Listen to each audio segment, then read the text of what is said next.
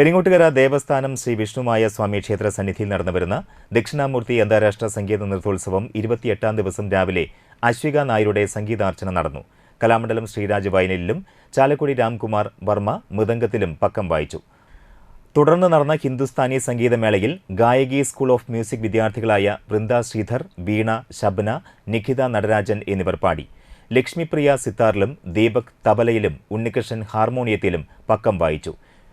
Peru സ്വദേശിയായ ഭരതനാട്യം നർത്തകി അനൻഗ മഞ്ചരിയും അനന്യ നായരും അവതരിപ്പിച്ച ഭരതനാട്യവും കലാമണ്ഡലം പ്രവിത പ്രഹ്ലാദൻ അവതരിപ്പിച്ച ഗോവർദ്ധനോദ്ധാരണം കഥയിൽ നങ്ങ്യാരമ്മ കൂത്തും കോഴിക്കോട് ശ്രുതിലക്ഷ്മി അവതരിപ്പിച്ച മോഹിനിയാട്ടവും ഗുരുവായൂർ സ്വസ്തി കൃഷ്ണപ്രഭ രതീഷും സംഘവും അവതരിപ്പിച്ച നൃത്താർപ്പണവും വൈകിട്ട് 7-ന് ഗരുഡ സന്നിധിയിലേക്കുള്ള ഭഗവാന്റെ എഴുന്നള്ളിപ്പും നർത്തകിമാരായ മഹേശ്വരി KD, RLV ദിവ്യ, RLV രേഖ എന്നിവരുടെ തിരുമുമ്പിൽ നടനവും നടന്നു.